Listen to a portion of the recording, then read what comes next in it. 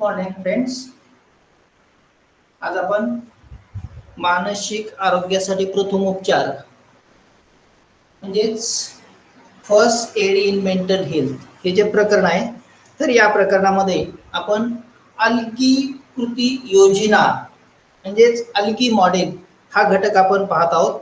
तर त्यापूर्वी आपण या प्रकरणामध्ये प्रस्तावना, मानसिक आरोग्यासाठी प्रथमोपचाराची गरज या घटकांची माहिती आपण जाणून घेतली. तर त्यामध्ये मानसिक आजारासंबंधी कलंक किंवा काळिमा, त्याला गैरसमजुती म्हणून संबोधलं गेलंय. तर हा एक पहिला घटक आपण पाहिलाय. त्यानंतर लाज, लज्जा किंवा शरम, इंग्रजीमध्ये त्याला सेम म्हणून संबोधलं गेलंय. त्यानंतर लोकांना नेहमी कसे उत्तर द्यावे हे माहीत नसते, तर या संदर्भात एक माहिती आपण पाहिली. आणि त्यानंतर जो चौथा घटक आहे, तर तो चौथा घटक मानसिक आजारी व्यक्ती नेहमीच इतरांची मदत घेतीलच असे नाही. तर असे एकूण 4 घटक त्यामध्ये पाहिलेत.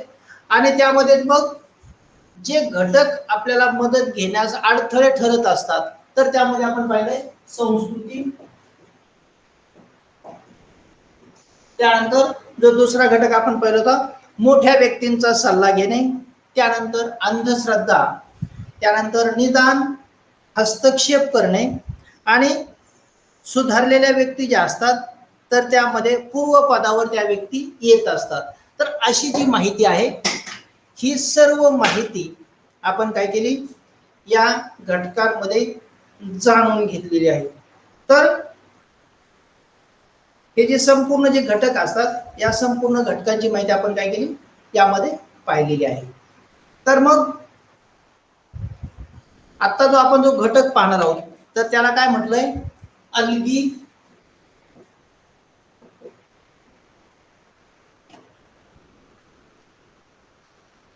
हा जो घटक आहे,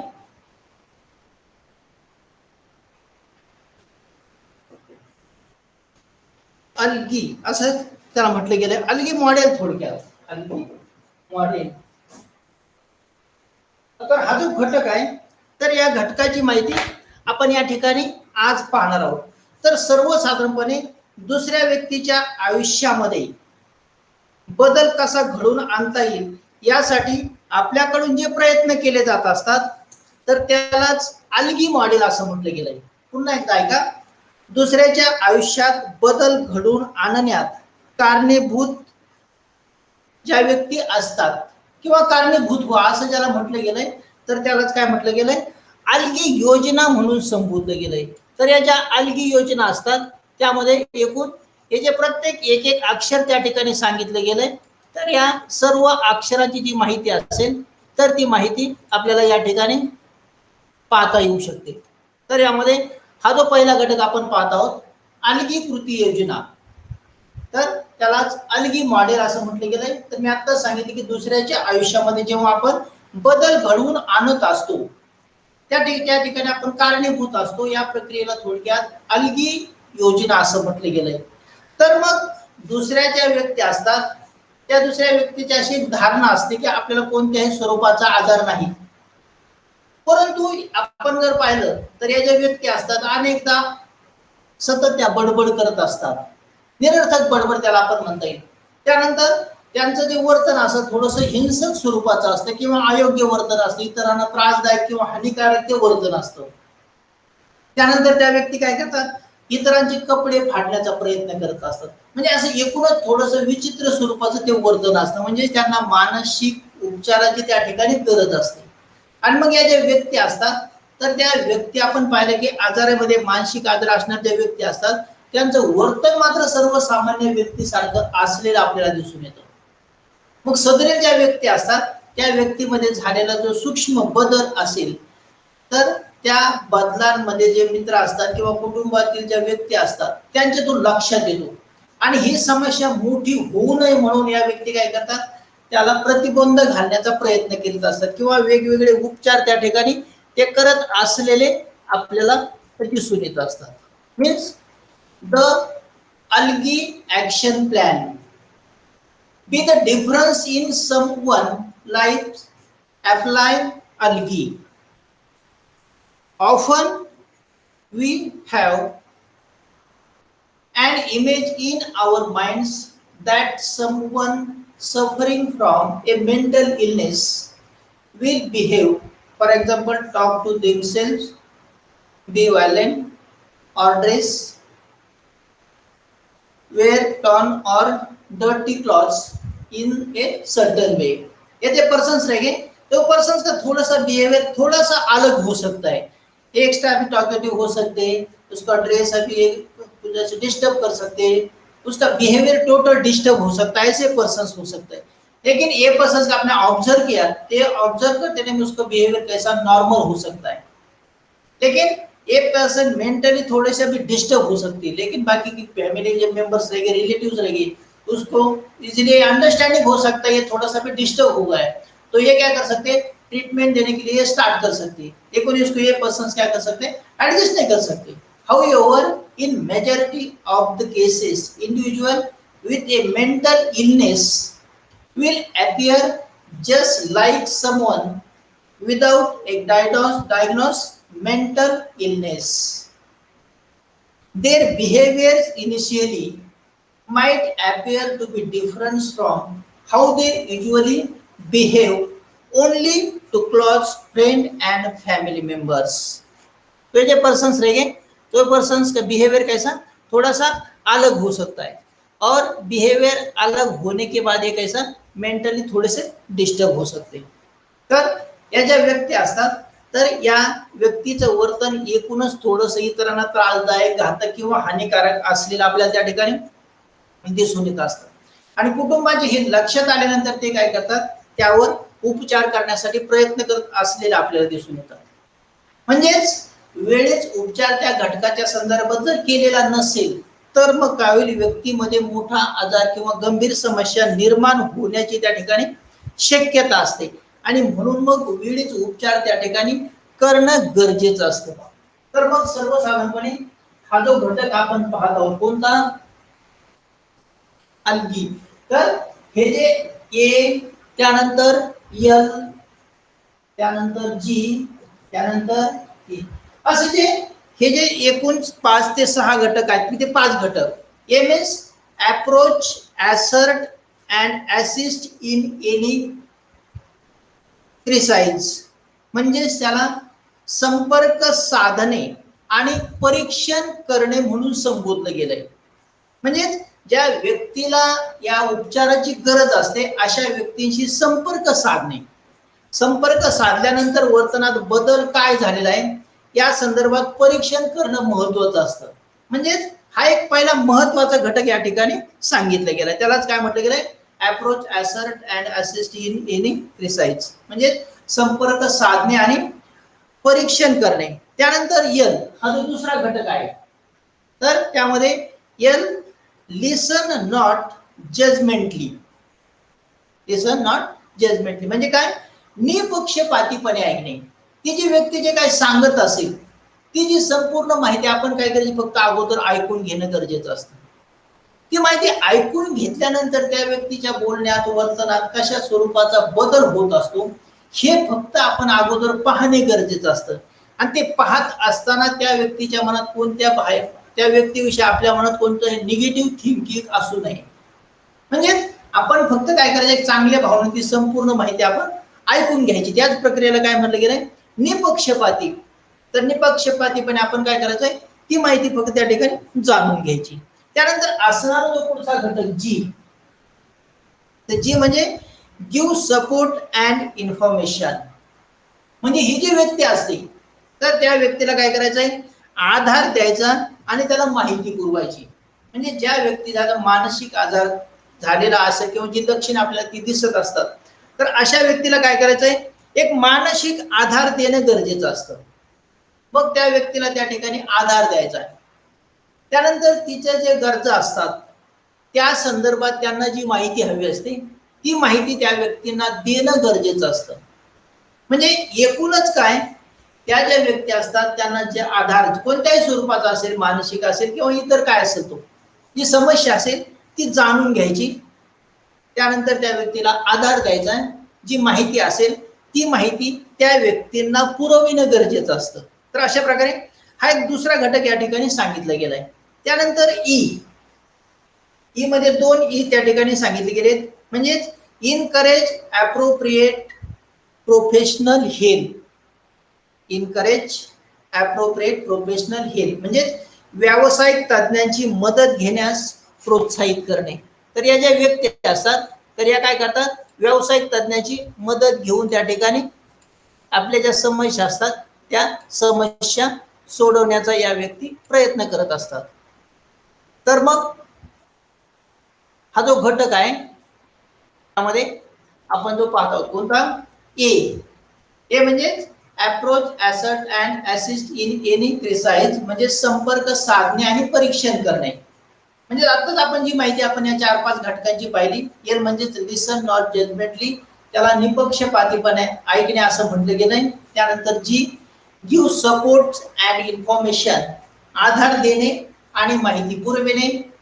ई म्हणजेच इनकरेज अप्रोप्रिएट प्रोफेशनल हेल्प, व्यावसायिक तज्ञांची मदत घेण्यास प्रोत्साहित करणे. तर या ज्या व्यक्ती असतात तर त्यांना मानसिक आजाराची जी काही लक्षणे आपल्याला दिसून येत असतात त्या व्यक्तीमध्ये, तर त्यांना सल्ला काय द्यायचा आहे की तुम्ही जे व्यावसायिक क्षेत्रातील ज्या तज्ञ व्यक्ती असतात त्या व्यक्तींची तुम्ही मदत घ्या आणि अशा स्वरूपात मदत घेण्यास आपण काय करायचं आहे, त्यांना प्रोत्साहित करायचं आहे.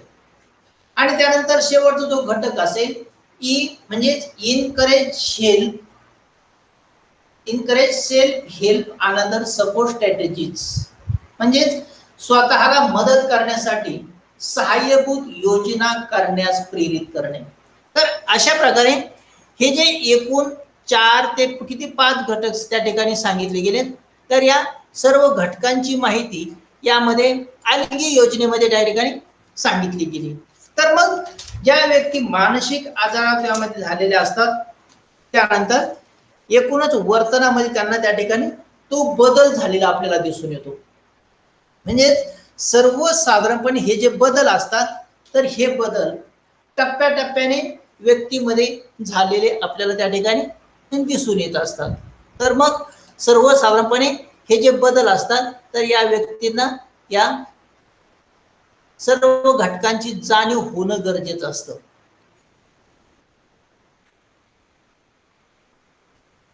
अगली ऍक्शन प्लॅन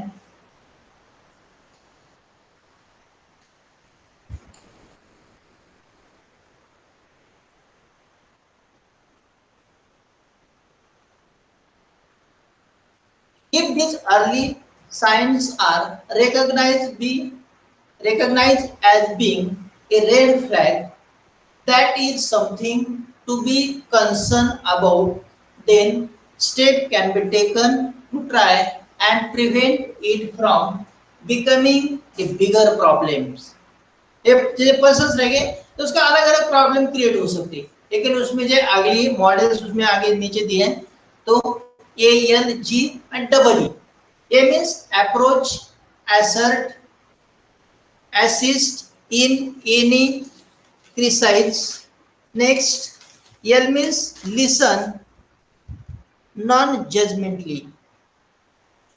तो approach, assert and assist in any crisis means तो एक जो पर्सन रहेंगे उसको कांटेक्ट करने का, और कांटेक्ट करने के बाद उसको पूरा ऑब्जर्वेशन करना कि ये रहेगा फर्स्ट.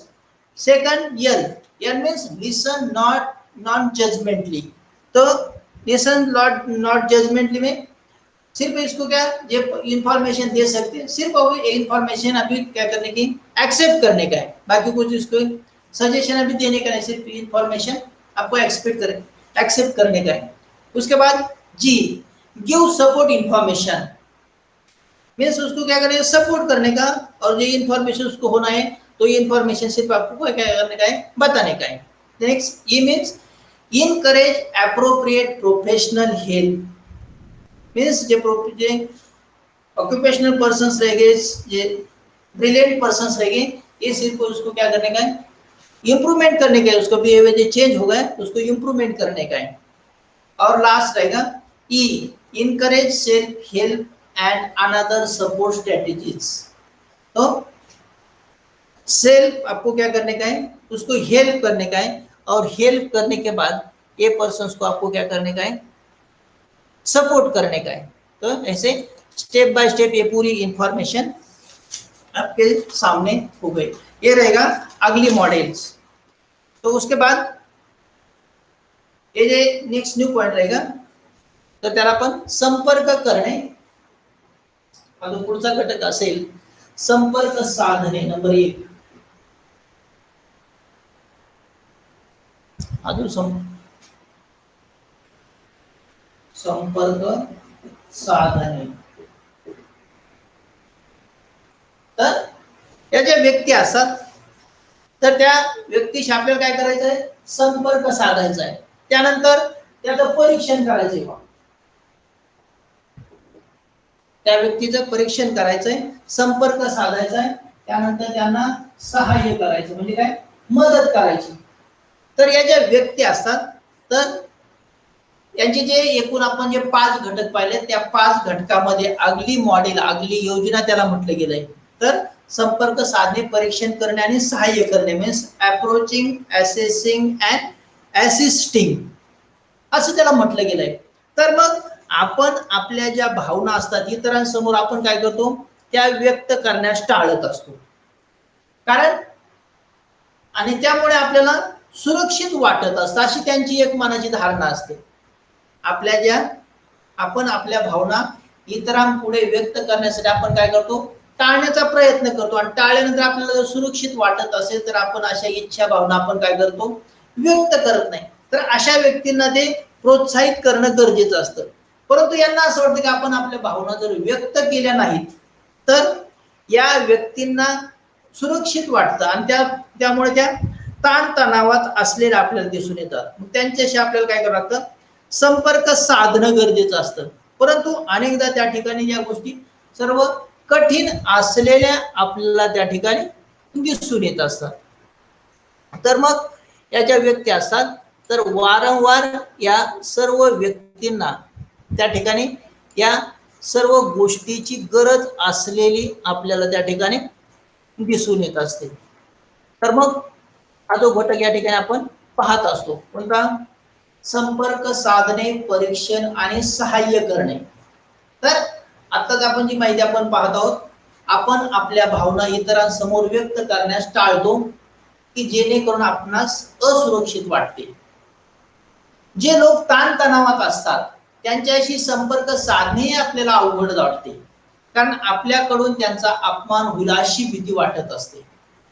निरीक्षणाद्वारे एखाद्या व्यक्तीच्या वर्तनाचे मूल्यमापन करण्यावर ते आधारित असलेल्या आपल्याला दिसून येतात।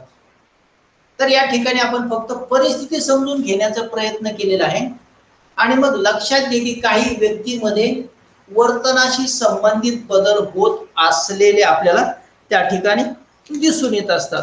तर अशा प्रकारे ही टप्प्याटप्प्याने संपूर्ण माहिती या ठिकाणी होत असलेली आपल्याला दिसते। तर मग या ज्या व्यक्ती असतात या सर्व व्यक्ती या ठिकाणी वेगवेगळ्या पद्धतीने ते वर्तन करत असलेल्या आपल्याला त्या ठिकाणी दिसून येतात। तर number 1 approaching, assessing and assisting, ये जे फर्स्ट पॉइंट है अलगी मॉडल का ये फर्स्ट पॉइंट, टोटल ये 5 पॉइंट है। 5 पॉइंट में एक फर्स्ट पॉइंट है approaching, assessing end assisting. It is a common tendency to avoid things that make us uncomfortable like talking about feeling। तो ये जो पर्सन्स रहेंगे तो ये पर्सन्स अपने माइंड में थिंकिंग के डायरेक्ट आप एक्सप्लेन नहीं कर सकते, उसको ऐसा लगता है कि आपने ये एक्सप्लेन किया उसको सेटिस्फेक्शन नहीं मिल सकती, इसको अनकंफर्टेबल लगता है, इसलिए अभी डायरेक्ट ये अपने माइंड में जो थिंकिंग रहेगी तो ये एक्सप्लेन नहीं कर सकते। We find it difficult to reach about to people who are in distress as it make us uncomfortable। उसको क्या डायरेक्ट उसने अपने पूरा एक्सप्लेन करने के बाद उसको माइंड में क्या स्ट्रेस आ सकता है, टेंशन आ सकता है, इसलिए ये क्या कर सकते हैं अपने माइंड की थिंकिंग आप एक्सप्लेन नहीं कर सकते, इसलिए थोड़े से डिस्ट्रेस हो सकते हैं। We stay quiet out of fear of offending the other person। It can be based on assessing the individual's behavior through observation। Here an attempt is made to understand the situation and notice if there are in the individual. ये जे पूरे जी information रहेगी, तो पूरी information उसमें आ सकती है।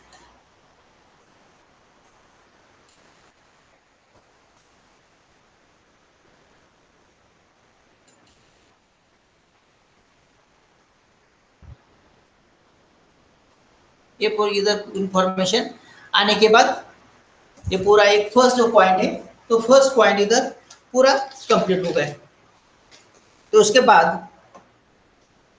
तर आपण संपर्क साधणे हा जो मुद्दा आपण या ठिकाणी पाहत आहोत, तर या ज्या व्यक्ती असतात आपण पाहिले की कोणत्या या मानसिक आजाराशी संबंधित असणाऱ्या व्यक्ती यांच्यामध्ये जी लक्षणे असतात ती अचानक लक्षणे या व्यक्तीमध्ये दिसून येत नाही, तर टप्प्याटप्प्याने ही सर्व लक्षणे या व्यक्तींमध्ये दिसून येत असतात। मग आपल्याला काय करायचं असतं, या व्यक्तीचं प्रत्यक्ष किंवा अप्रत्यक्षपणे आपल्याला निरीक्षण करायचं आहे। निरीक्षण केल्यानंतर या व्यक्तीच्या वर्तनात जे बदल होत असतात ते बदल कशा पद्धतीने होत असतात, अचानक बदल होतात की टप्प्याटप्प्याने ते बदल होत असतात, या सर्व घटकांची या प्रत्येक गोष्टीची आपल्याला ती बारकाईने नोंद करायची असते किंवा ती माहिती जाणून घ्यायची असते। आणि मग ही संपूर्ण माहिती जाणून घेतल्यानंतर आपल्याला त्यावर उपाय कसे करता येऊ शकतील, त्या व्यक्तीला आपल्याला सल्ला मार्गदर्शन कसं कोणत्या पद्धतीने करता येईल हे करणं गरजेचं असतं। आणि मग हे करत असताना जी सभोवतालची जी परिस्थिती असते त्या परिस्थितीमध्ये कोणते बदल कशा पद्धतीने झालेले आहेत हे सर्व पाहणं गरजेचं असतं। आणि मग या सर्व गोष्टी आपल्याला लक्षात घेणं गरजेचं आहे।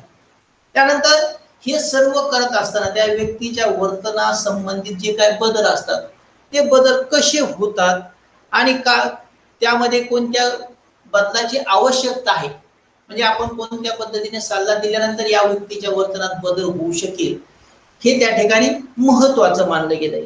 तर आलगी योजनेमध्ये हे जे एकूण 5 घटक आहेत, तर त्यामध्ये हा जो पहिला घटक आहे तर तो आपण या ठिकाणी पाहिलेला आहे, संपर्क साधणे, परीक्षण करणे आणि त्यांना सहाय्य करणे हा पहिला घटक। त्यानंतर राहिलेले जे 4 घटक आहेत ते 4 घटक आपण पुढील लेक्चरला या ठिकाणी पाहणार आहोत। तर आजच्या तासाला आपण फक्त काय केलंय, अलगी योजना किंवा त्याला अलगी मॉडेल असं म्हटलं गेलंय, तर या संपूर्ण घटकाची माहिती आपण या ठिकाणी पाहिलेली आहे। तर या ठिकाणी आज आपण थांबवत आहोत, राहिलेला जो भाग असेल तो भाग आपण पुढील